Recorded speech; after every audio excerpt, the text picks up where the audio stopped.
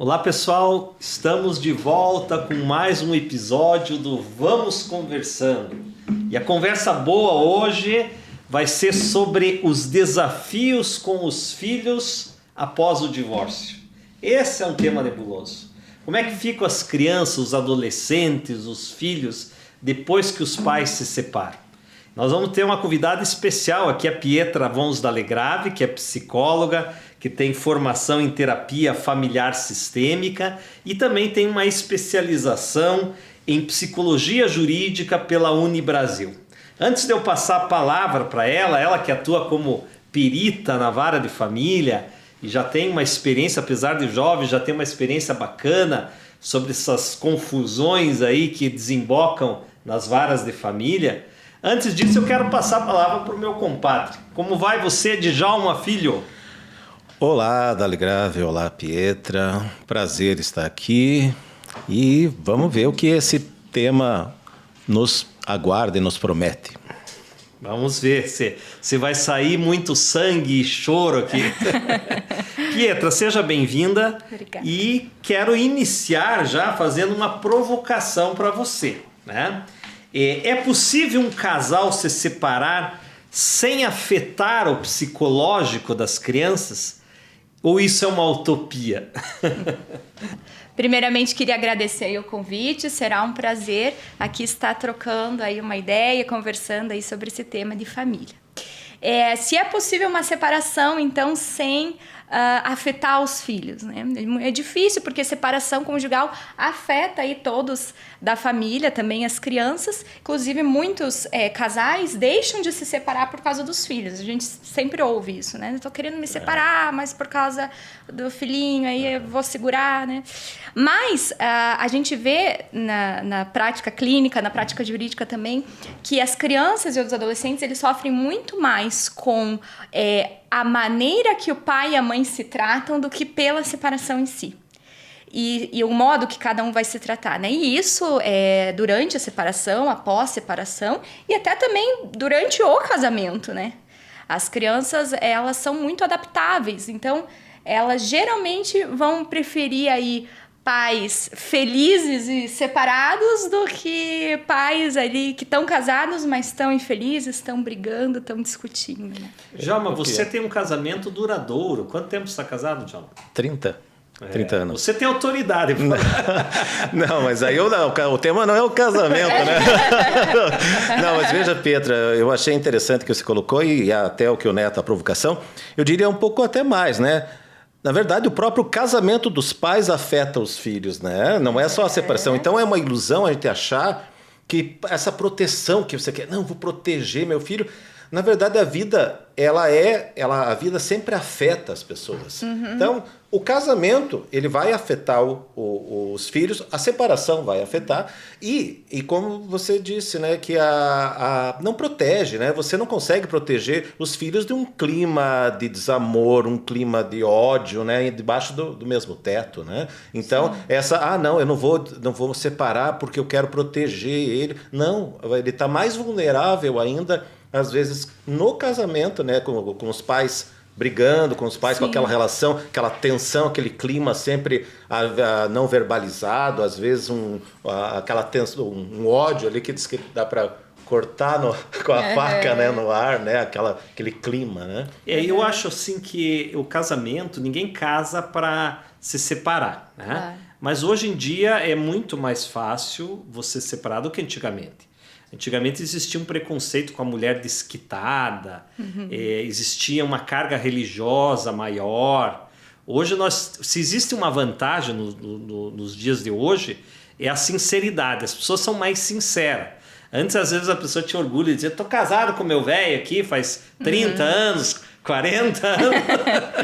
E às vezes não se dá bem. Não é teu caso. Vou fingir que não ouvi essa parte do velho.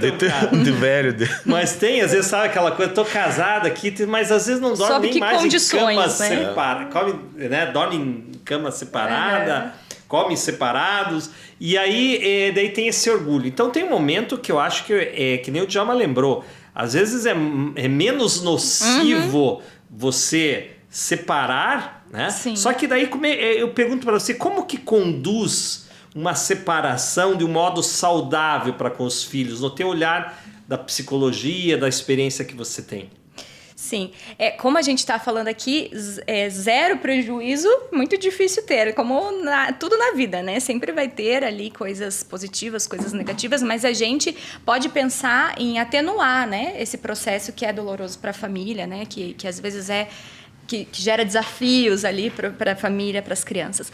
Mas, assim, eu vejo que dois grandes pontos, assim, que ajudam, né, a tornar esse processo da separação saudável pensando nas crianças.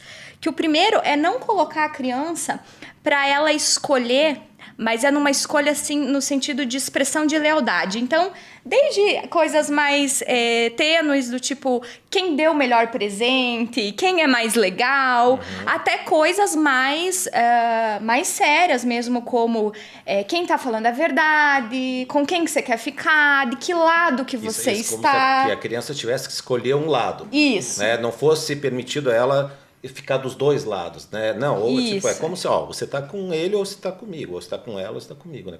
Como se fosse esse o discurso. Eu acho que esse é um dos erros mais recorrentes, né? Sim. Os pais quererem que o filho tome um partido, né? Como se, tipo assim, olha, o culpado foi o teu pai. Sim. E parece que o que vocês orientam é exatamente o contrário, não pôr essa culpa, não pôr essa deliberação pro filho. O filho não tem que escolher lado, né? Sim, é muito difícil, né, para uma criança e para um adolescente. A gente fala filho, mas lê-se criança e adolescente. É diferente de um filho que é adulto, que já tem a sua, né, estabilidade emocional, né, já tem a sua formação ali cognitiva, né. Mas assim, pensando quando ainda é criança e adolescente, ele tem que ser preservado dessas desaprovações mútuas. Por mais assim que aquela mulher esteja certa, que aquele cara traiu, que, né, ou o homem esteja certo, que a esposa fez não sei o quê, mas o filho ele não tem que ser ali um cúmplice do pai ou da mãe, ele não tem que formar uma aliança de nós dois contra aquele terceiro, né? E daí entra já no segundo ponto, né? Que é o segundo ponto para conduzir de forma saudável o processo do divórcio, que é não criticar o outro para o filho ou na frente dele. A gente às vezes falava, não critique para o filho, mas às vezes você está criticando para amiga, para vizinha, para irmã, e o filho ali ouvindo, e você acha que é pequenininho, que não está ouvindo nada, que não entende. E criança é muito espertinha, né? Eles ficam ali. Então, porque a criança dela se envolve naquelas críticas e ela acaba querendo tomar as dores daquela mãe, defender às vezes, aquela mãe ou pai. Independente do pai ser um cafajeste ou a mãe, ele é pai. Né? Às vezes, tipo assim, ele não foi um bom marido, mas ele é um bom pai. E é que nem você falou uma vez para mim, e mesmo que não tenha sido um bom pai. É o pai, né, que ele tem. É o pai que ele tem. Então tem que preservar isso. Sim, parece que às vezes um dos cônjuges adota o filho como se fosse ele o ouvinte, né? O mediador, isso, né? Uma posição totalmente incômoda para ele, né? Para uma criança, para um adolescente é uma violência. Sim, né? E acaba sendo assim, ele nesse papel como se ele fosse o mais maduro daquela relação. É cobrado uma posição de maturidade, né? Mais até do que o próprio casal, às vezes, né? E outra coisa que eu vejo também é até que ponto o filho tem que saber os motivos da separação? Até que ponto você não deve preservar, né? Boa. Se a falha do pai ou da mãe foi uma questão de adulto lá, de traição. Será que isso é conveniente para a criança saber? É uma pergunta muito interessante, né? Até o ponto, qual que é o limite, né? Sim. Mas assim, para qualquer assunto, na verdade, na vida, a gente até orienta a falar o máximo de informações até onde a criança pergunta. Porque às vezes nós adultos temos uma ansiedade de querer ir falando um monte de coisa e a criança nem perguntou. E muitas vezes ela não pergunta porque ela não está preparada para receber. Você sabe que eu tenho tirando um pouco, indo para um lado mais lúdico, né? O meu filho, o mais velho, o Matheus, ele acreditou em Papai Noel até, acho que 9 anos de idade. E ele perguntava para mim sempre assim, ele não perguntava se Papai Noel existe. Ele perguntava para mim, como que o Papai Noel faz para entregar os presentes, pai? Ele queria saber a lógica. Daí eu falava assim, não, veja, ele tem muitos assessores, tal. E eu inventava uma história maluca, tá? E ele nunca fazia, até que um dia ele falou assim, pai, Papai Noel existe? Mas fala a verdade para mim. Mais objetivamente. Daí quando ele fez a pergunta objetivamente, eu respondi, por quê? Exatamente. Você tem que ter essa percepção até onde a criança efetivamente está preparada ou ela quer realmente saber. Então, né, às vezes você pode falar, por que a mamãe separou do papai? A mãe separou do pai. Porque a gente não estava mais, enfim. Funcionando então, não, porque o pai traiu a... Não tem necessidade. Não tem necessidade, né? Não e tem às necessidade. vezes tá tão evidente, às vezes é um filho adolescente que tipo assim, não precisa o papai perguntar, traiu a mamãe, né? o filho vai dizer quantas vezes, mamãe? Só eu já percebi uma E atiçar a dor do filho, né? Porque ele já tem às vezes tanta decepção com aquele pai. Por si só. Né? O teu pai não veio buscar você no teu dia, veja teu Ele pai, sabe, não sei o quê. né? Ele já está triste, né? Tente apaziguar aquela situação. Não é proteger o pai ausente, mas é proteger o próprio filho. E vocês acham que, eu faço a pergunta para os dois aqui, primeiro para a Pietra, vocês acham que quem sofre mais, claro que varia, né, cada caso, mas de uma forma geral, o recém-nascido, a criança ou o adolescente, vocês acham que sofre mais com essa separação? O preparo emocional, porque nós poderíamos dizer o seguinte, a criança recém-nascida ela sofre mais porque ela é pequenininha, mas às vezes ela já vai crescer acostumada, ambientada com aquela separação. Às vezes o adolescente até sofre mais, ou a criança, porque para a criança a figura do pai e da mãe é importantíssima, do adolescente ele já começa a querer ter uma vida própria. Como que vocês veem essa questão do sofrimento? Eu respondo antes, eu tenho uma opinião já, que é uma opinião de observar a minha prática clínica, né, a minha prática ali nos processos. Eu vejo que adolescentes sofrem mais, né, porque eles têm uma rigidez maior. A criança ela é mais adaptável, quanto menorzinha, e adaptável, quando eu digo, é qualquer tipo de mudança. Então, aprende uma língua estrangeira mais fácil, qualquer mudança, assim, uma mudança de escola mais fácil, inclusive essa mudança na família que consiste na separação, né? É uma mudança na família. Então, eles são mais adaptáveis, eles conseguem se adaptar mais fácil. E o adolescente, ele tem uma rigidez já maior, né? Ele já está em conflito pela própria adolescência. Está em conflito, ele já tem expectativas maiores que uma criancinha, né? Idealizações, ele já fez uma idealização em cima do pai e da mãe dele, né?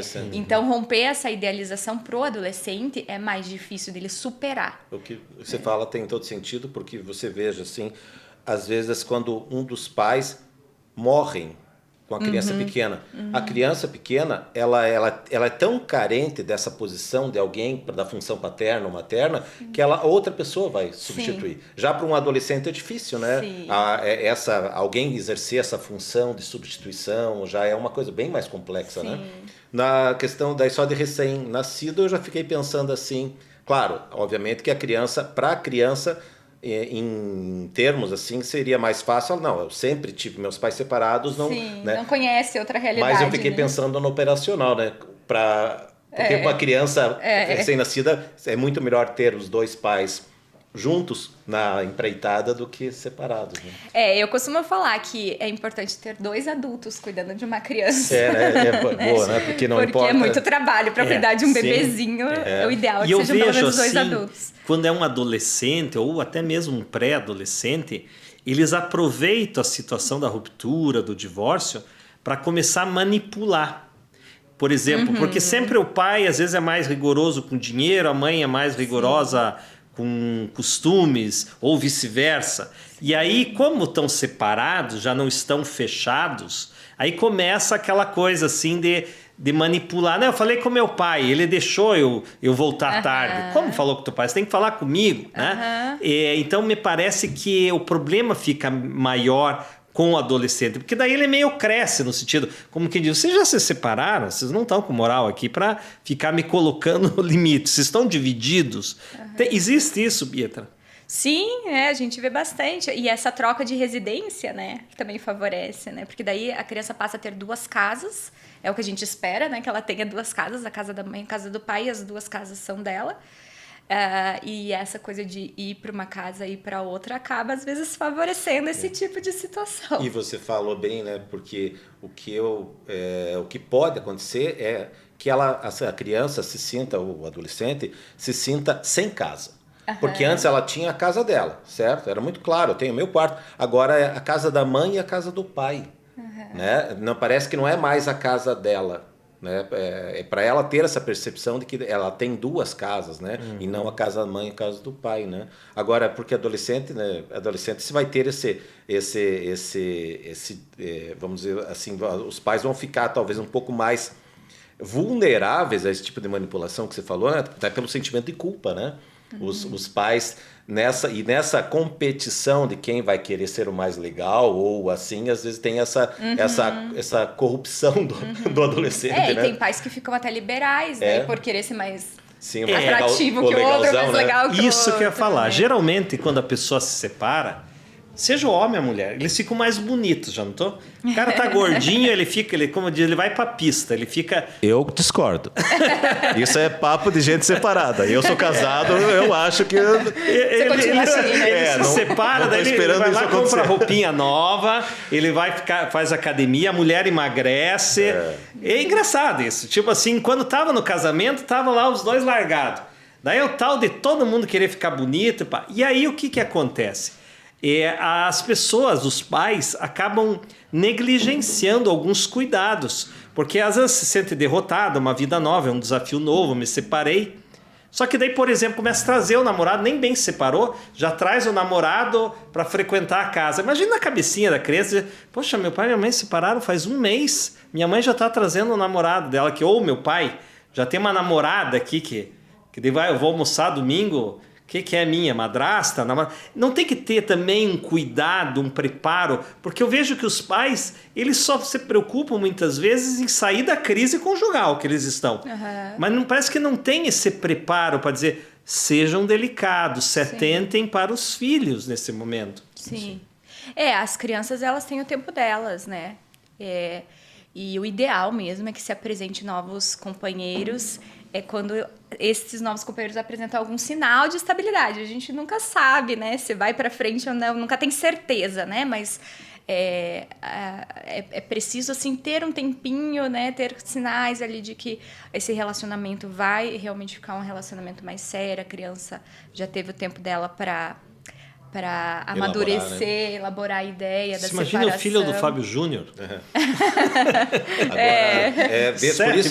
Por isso que a comunicação é muito importante, né, Pietra? Sim. Porque, veja, você deixar muito claro como que vai ser essa vida pós-divórcio para os filhos, né?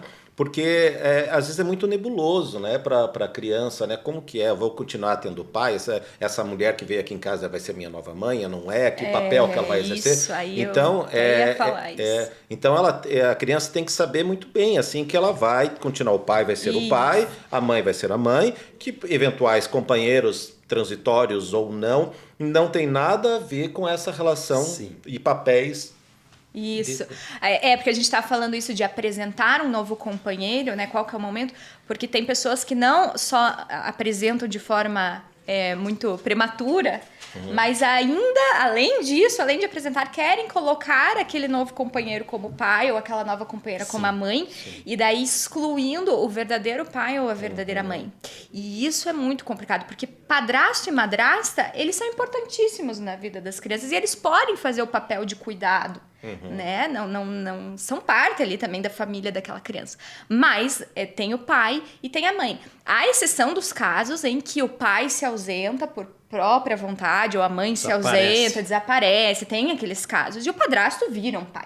Mas no caso que tem ali o pai disponível, presente, a gente não pode colocar um padrasto no lugar e ainda forçar, né? A gente vê casos de mães que ensinam a criança a chamar de pai, e a criança nem quer chamar de pai, ou chamar a madrasta de mãe, né? Então já são situações, porque tem pessoas que confundem, e isso a gente fala muito na psicologia, função conjugal com função parental. E o que é? Então o casamento acabou, não é mais pai. Né? Não é mais marido, então não é mais... Como se fosse unificado, assim, né? É o marido-pai. Então acabou, não é mais marido, ou a esposa-mãe, né? Não é mais esposa, não é mais mãe. E não, né? O que acabou é essa função ali de conjugalidade. Mas a parentalidade ela tem que ser exercida assim como era exercida Acho antes que da separação. você poderia explicar para nós esse termo que é muito falado, né, da alienação parental. Eu acho que você podia dar uma introdução para nós. Eu até quero introduzir aqui que nós temos uma lei, né? Uma lei de 2010, a Lei 12.318. Sim. É uma lei um pouco polêmica, você poderia até falar por que ela é polêmica, né? Tem gente que gosta dela, tem gente que não gosta dela, isso seria interessante se explicar para nós.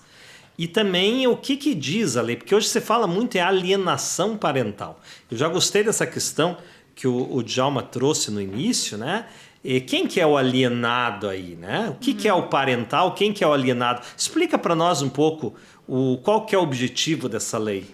Vamos lá, a lei ela é de 2010, então relativamente recente, né? 13 anos. Mas já se falava em alienação parental na literatura da psicologia sobre outros termos, né? Esse termo, alienação parental, que é mais recente. E por que a lei é polêmica? Até a lei ela é de 2010 e ela sofreu algumas alterações ano passado.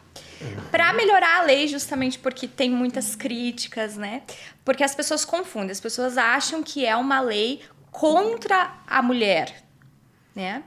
Porque geralmente as mulheres fazem alienação parental. Existem homens que fazem alienação parental, mas como... E o que é alienação parental? Antes de explicar a lei, me dê um exemplo de alienação parental. Tá certo, vamos lá. A alienação parental, então, é toda a condução, é toda a manipulação da criança para prejudicar o vínculo dessa criança com o outro genitor, né? Exato. Então, um pai que prejudica a relação dessa criança, desse filho, né, com a mãe, ou a mãe que prejudica a relação da criança com o pai, ou até outro familiar, né? A gente tem também padrastos, madrastas, avós, né? E daí prejudica essa relação justamente para afastar esse outro genitor. É por isso que a gente fala alienado. Alienado é porque tá afastado Alijado, ali, né? Exatamente.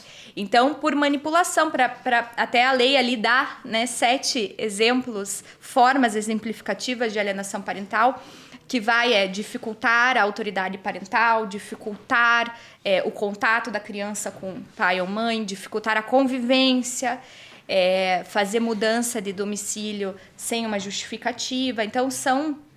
Você já viu algum caso assim que você ficou espantada assim da maldade da mãe de jogar o filho contra o pai ou vice-versa?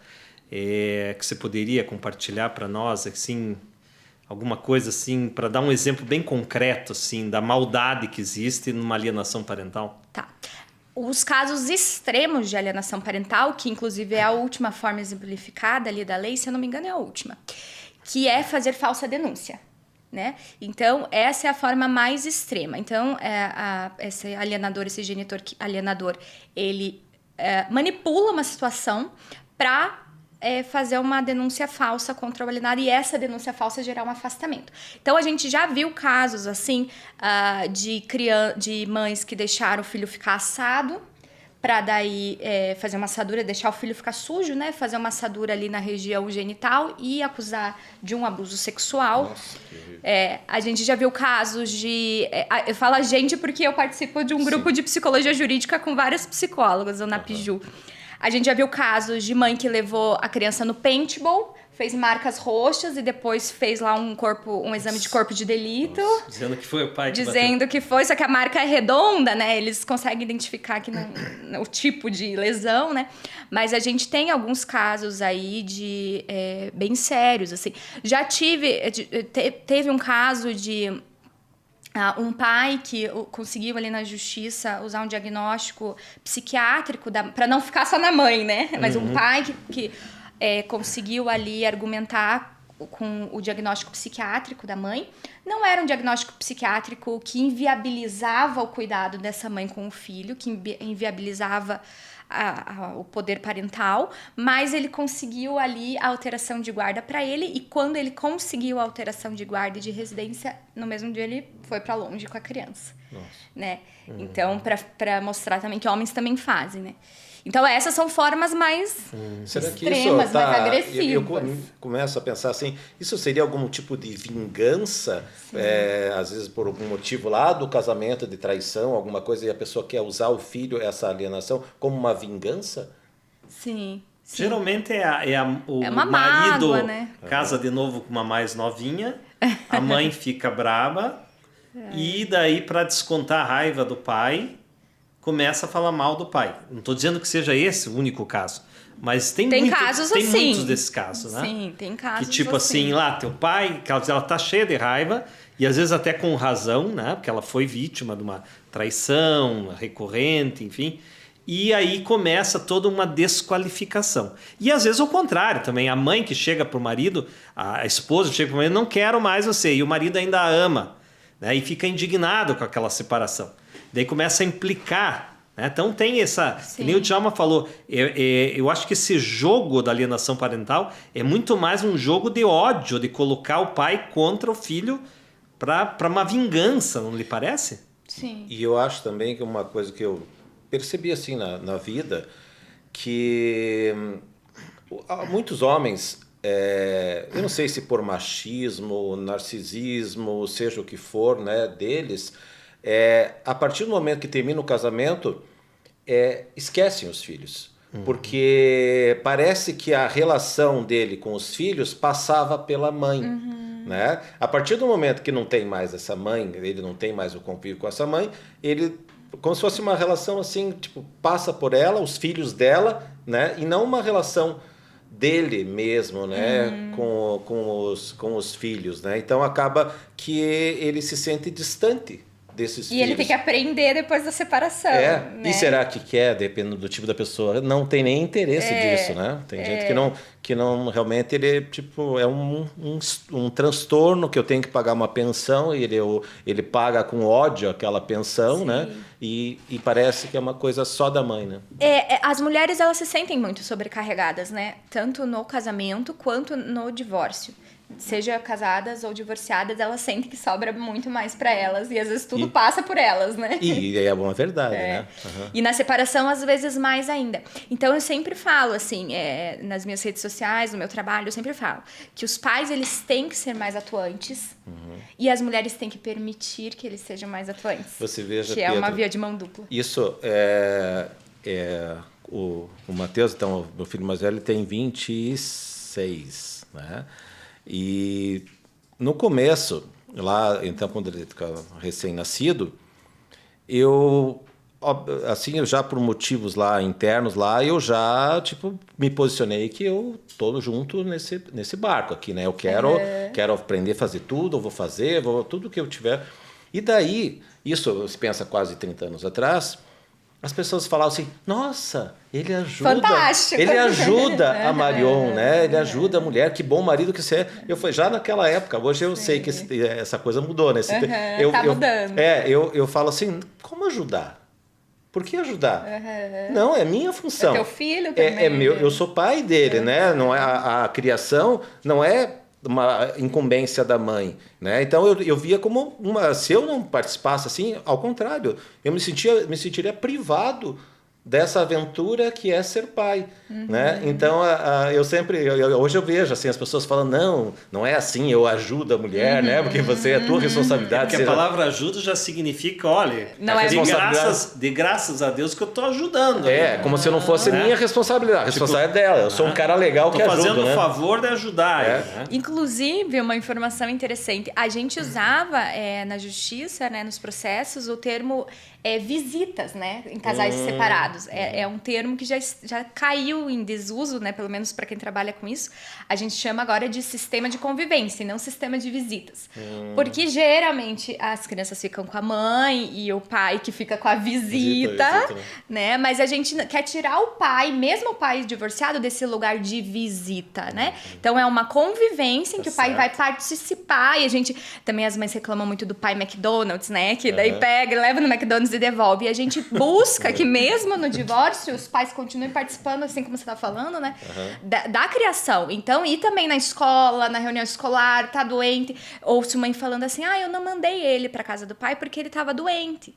Pois mande doente pro pai cuidar doente, né? Mande o remedinho, enfim. Isso. Né? Ou se ficar mal, se tiver uma crise, o pai tem que levar no hospital. Então, é isso que a gente busca, né? Eu acho que muitas mães se sentem, assim... incomodadas, porque vamos supor que esse pai tenha lá uma companheira, já então o pai é mais rápido nisso do que a mulher, né? E quem vai cuidar da criança é a mulher e não o beleza. Sim. Né? E tem, né? O beleza vai estar assistindo futebol Sim. e vai estar aquela pessoa que às vezes a mãe nem conhece bem, é ela que vai estar responsável por dar o remedinho do filho, né? Levar, fazer toda aquela... Então é complicado mesmo, né? A coisa. Não é simples. Na teoria é muito bonito, né? Mas ali na prática, na emoção, ali é mais difícil. E me diga uma coisa, quem que não gosta dessa lei? Porque eu volta e meia vejo ameaças, dizendo, não, essa lei precisa revogar. Geralmente as feministas parece que não gostam dessa lei. Ou eu estou equivocado? Sim. Por que? Me explique um pouco aí. Por que tem gente que... Tem advogados que gostam, advogados que não gostam, movimentos que gostam. Onde que surge essa... Sim. As pessoas fazem uma confusão, né? Eu me considero feminista e defensora da lei, então... mas, vamos lá. Por que acham que é uma lei contra a mulher? Porque geralmente... Né, na maior parte dos casos está mudando, mas ainda hoje é a maioria, ficam com a mãe, morando na residência da mãe, e o pai fica com a antiga visita, né, mas com o sistema de convivência. Então, por esse motivo, geralmente a alienação parental acontece na casa de mães, na casa de mulheres. Né? Não é regra absoluta, mas é a maior parte dos casos. Então, quem não tem o conhecimento, e por isso é importante a gente estar aqui falando, quem não tem esse conhecimento, parece que assim, mas é que é uma lei contra a mãe. Contra a mulher, contra a mãe. E a mãe sabe o que é melhor para o filho, a mãe sempre vai cuidar, sempre vai saber o que é melhor. Então, e agora criar essa lei aí para proteger o maridão que foi embora. E também, especialmente nos casos das falsas denúncias. Tem pessoas que não acreditam que mães e pais são possíveis de usar os seus filhos para fazer uma falsa denúncia, né? Então as pessoas acham que não existe falsa denúncia, que se uma mãe vai lá e falar que o pai abusou dessa criança, é porque realmente ele abusou e não põe em dúvida, sabe? Então, a partir desse pensamento...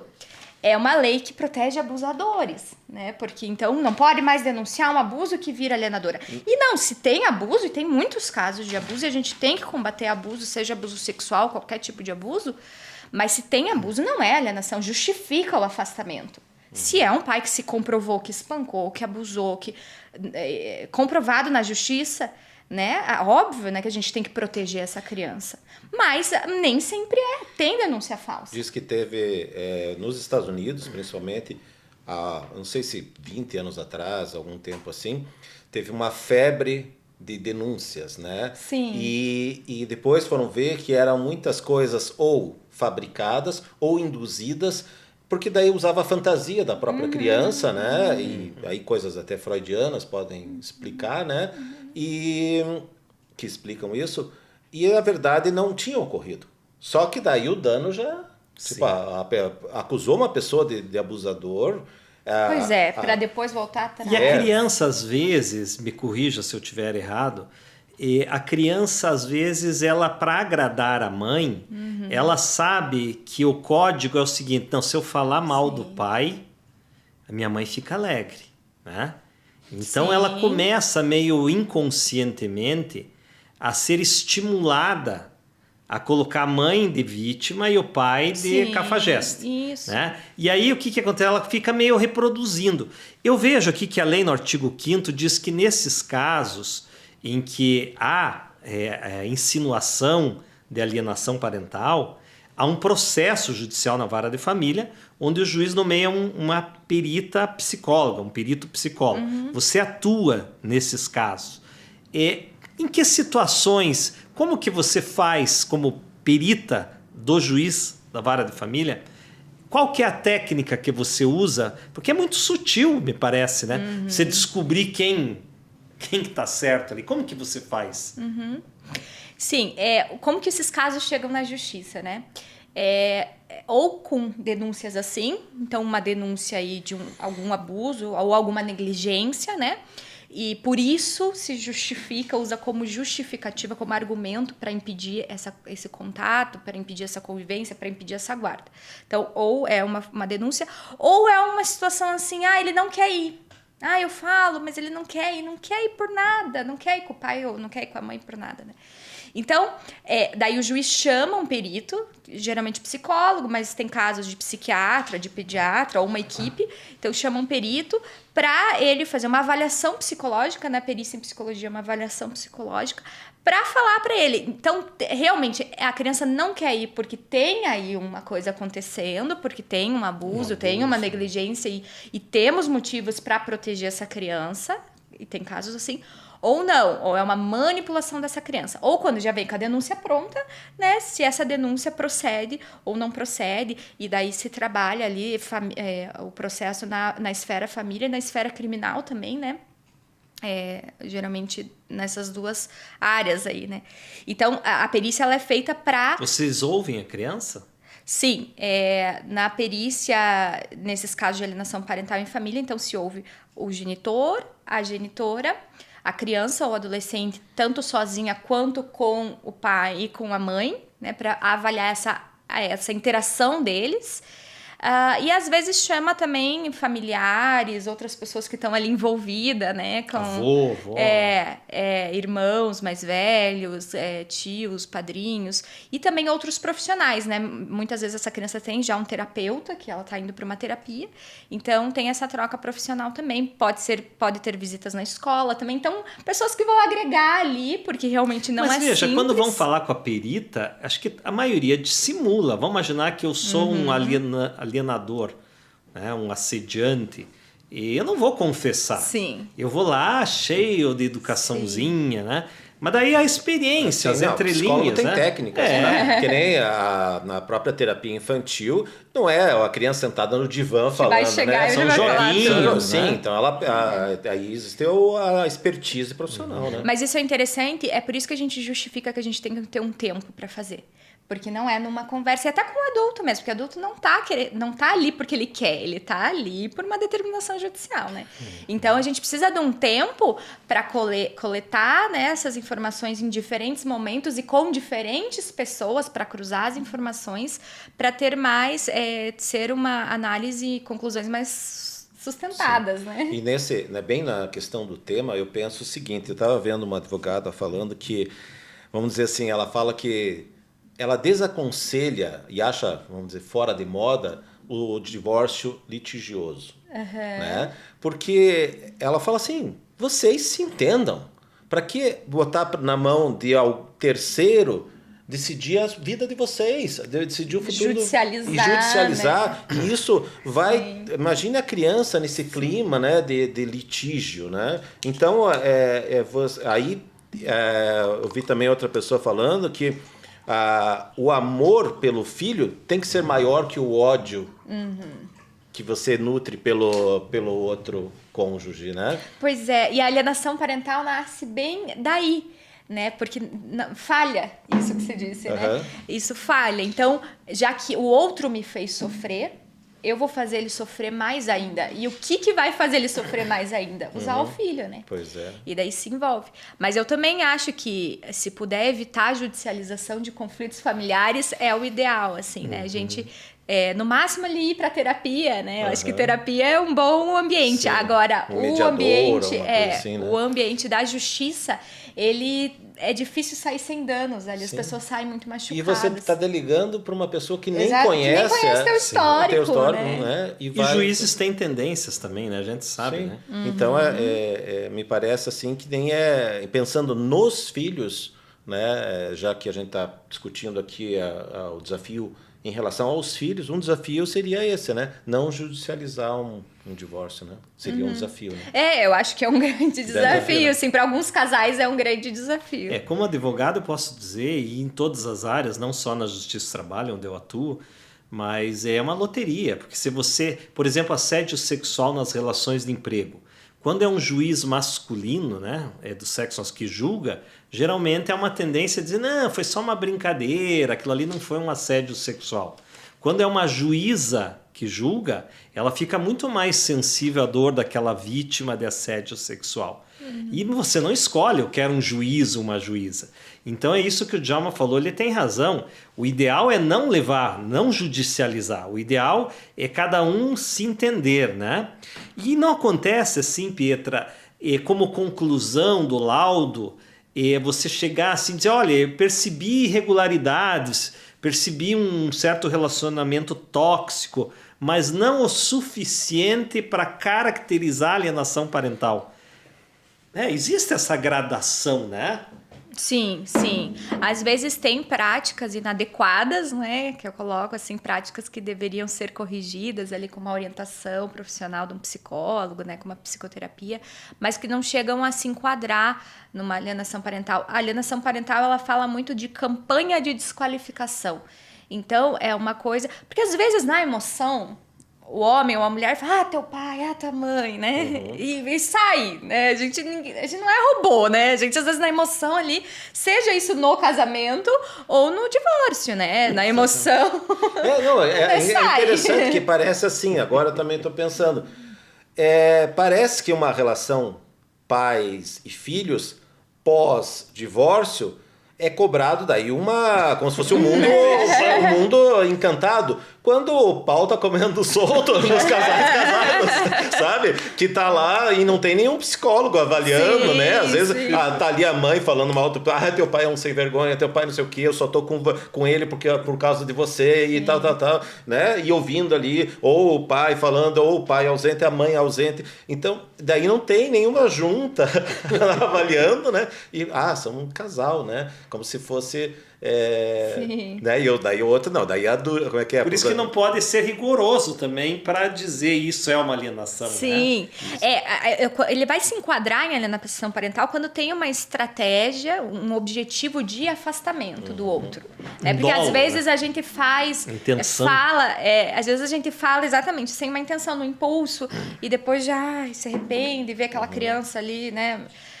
Mas quando é alienação, é uma coisa assim, o objetivo é afastar, né? O objetivo é romper ali um contato, é fazer com que essa criança se volte contra esse pai. Então é uma coisa mais assim, estratégica mesmo, são práticas assim constantes e práticas que daí levam mesmo a criança a fazer aliança. E daí, que nem o Djalma falou aquele momento, né? Daí ela vira a defensorazinha da mãe, ou a defensora do pai. Ou que nem você falou, sabe as coisas que eu tenho que falar para agradar, né?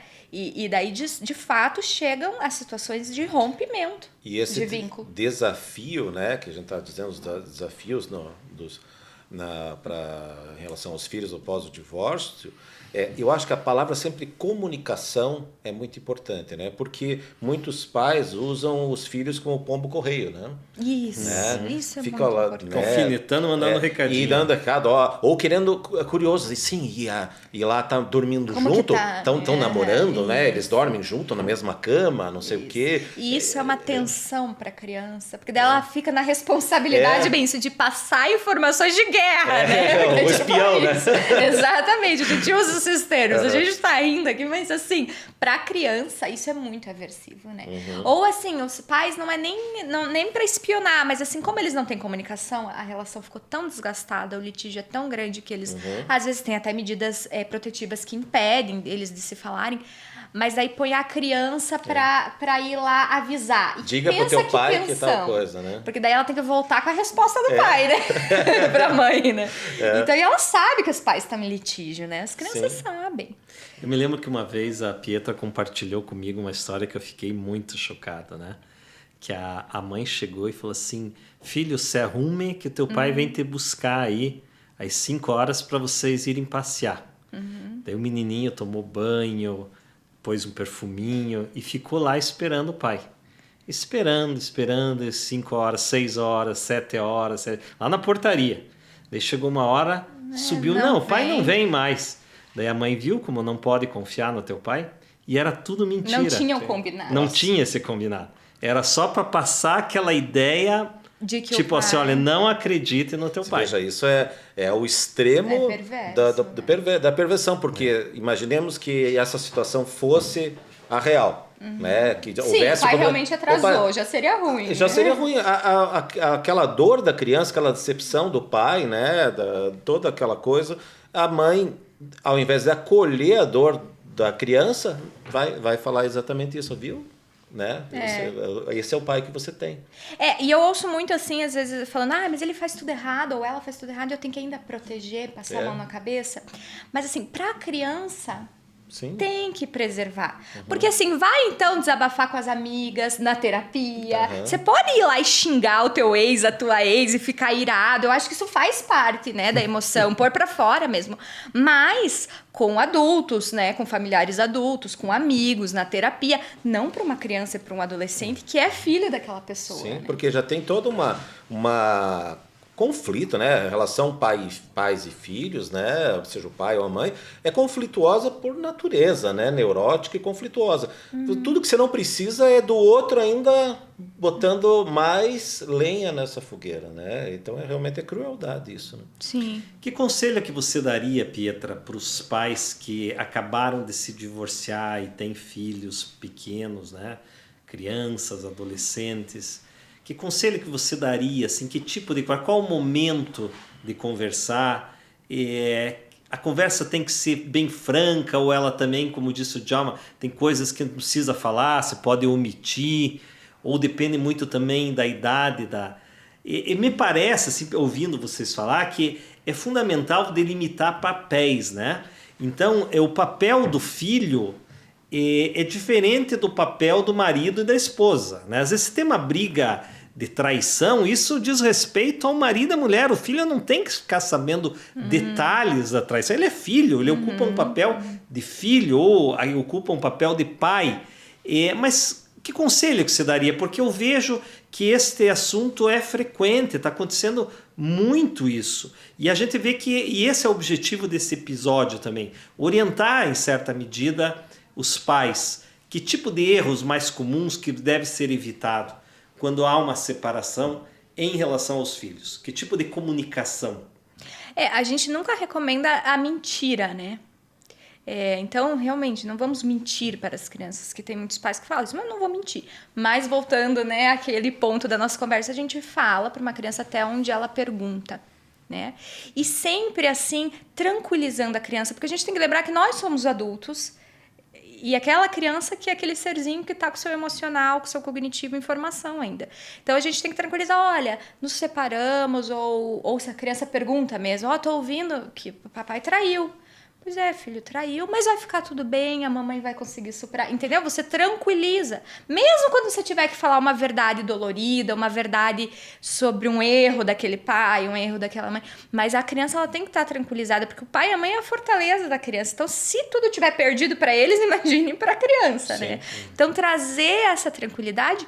E o segundo ponto é deixar claro para a criança que a mãe não quer mais o marido na vida dela, mas não na vida da criança, ou vice-versa, né? O pai não quer mais a esposa na vida dele, mas não na vida da criança. Ensinar, né? Tipo, ele vai continuar sendo teu pai, tua mãe. Mas a pessoa tem que genuinamente querer isso, né? Porque daí nos casos de alienação a pessoa nem quer, a pessoa quer mesmo que suma da vida da criança, né? Então é complicado, assim. E em relação a esses processos judiciais, geralmente o juiz ele chega a uma conclusão, muitas vezes, porque eu acho que tem situações que está ali que a gente chama na zona cinzenta, que né, tem certa inadequação, né? E aí o juiz ele ouve o perito, daí vem o perito e dá o laudo e também não se posiciona, pelo que você tem visto. Porque é o juiz que vai delimitar se vai ter multa, se ele vai alterar o regime de guarda, ele que vai decidir isso. De uma forma geral, o que você tem visto assim? Geralmente essas ações de alienação parental geralmente tem razão. A pessoa que entra com uma ação dizendo estou sendo vítima de alienação parental, ela tem razão ou muitas vezes não chega a caracterizar isso na prática? A gente ouve muito, né, o mau uso da lei. E tem casos que a pessoa alega alienação parental e não chega a se enquadrar numa alienação parental. Muitos casos chega, se enquadra, e quem dá esse enquadre é a perícia, né? É o psicólogo. Os juízes confiam no conhecimento técnico, né, na expertise, entendem, né, que não tem essa expertise da psicologia, e eles se apoiam bastante no laudo pericial, nas decisões. A decisão sempre vai ser do juiz, né, nunca do perito, mas eles se apoiam bastante nas conclusões. E tem muito essa coisa de gravar a conversa? Tipo então, assim, de gravar a discussão. Você diz as partes, gravar uma da outra ou durante a perícia? Assim, eu vou gravar A tua mãe falando mal de mim? Tem muito, né? Nos processos de família, a gente vê muito as gravações como uso de prova. Já vejo muitas juízas chamando a atenção das partes, né? Para não fazerem isso, porque, na verdade, as gravações são para gravar a criança, né? Então, não o suficiente se manipula uma criança para ficar aliada a mim. Eu gravo para usar nesse processo judicial como uma prova, né? De que, olha, ela realmente não quer ir, né? Ou ela realmente fala mal desse pai, ela não gosta, enfim, né? Então, isso é uma exposição da criança. A criança vai ficando cada vez mais envolvida ali no litígio, no processo, porque daí o outro também, às vezes, cobra o que você falou lá, né? Então... eu acho, assim, que nós estamos falando, assim, dessas questões mais judiciais, mas penso eu... que isso não seja a maioria das separações, né? Que chega a essa. E eu acho que a palavra, assim, pelo menos eu já meio que me encaminhando aqui, acho que nós estamos meio que terminando, né? Sim. Eu penso assim, a gente tem que ter muita maleabilidade e ter comunicação. Porque o que vai acontecer?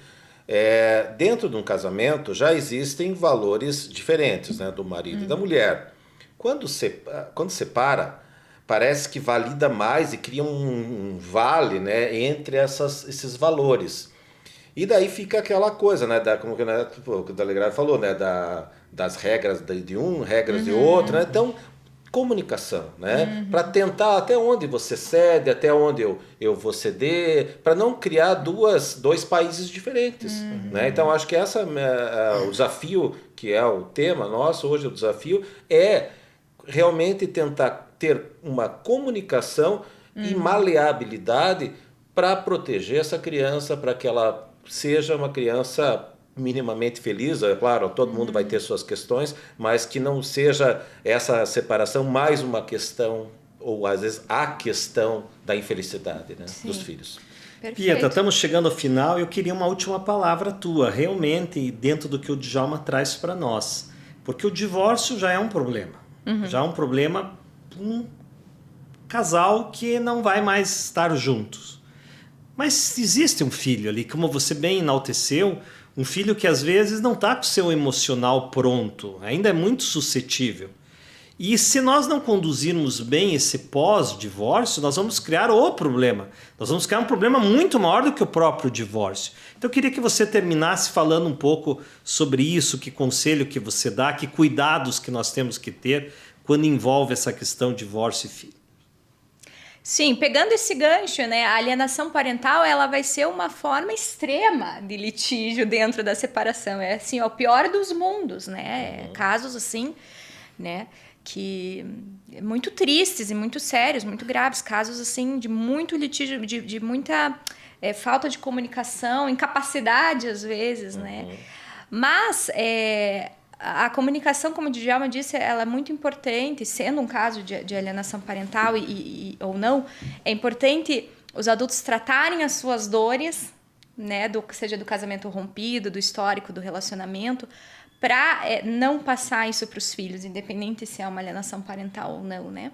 Então, eu trato a minha dor para que a minha criança não passe por isso.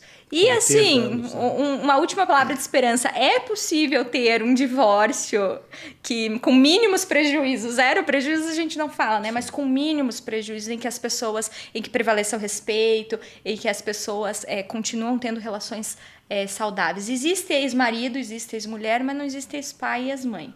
Então, sob esse princípio, assim, a gente tem que tentar tornar o mais saudável possível mesmo depois do divórcio. E é possível. Se não for, busque terapia, mas... Tem uma profissional sempre que eu indico aqui. A Pietra, para quem não sabe, é minha filha também, nas horas vagas. E o seu contato para Instagram, para qual contato que você quer deixar? No Instagram, eu tô como Dalegrave Psicologia. Dalegrave Psicologia. Temos aqui o nosso mentor, Djalma, que também atende muito essas questões aí de pessoas que estão em crise consigo mesmo, mas que partem por discussões conjugais, né, Djalma? E queremos também que você esteja inscrito no nosso canal do YouTube, do Spotify. Isso. E estamos preparando já novos episódios, Isso, né, aí, Djalma? Vamos conversando, né? Vamos conversando. Até a próxima. Bom. Valeu. Valeu. Obrigado, Pietra. Obrigada.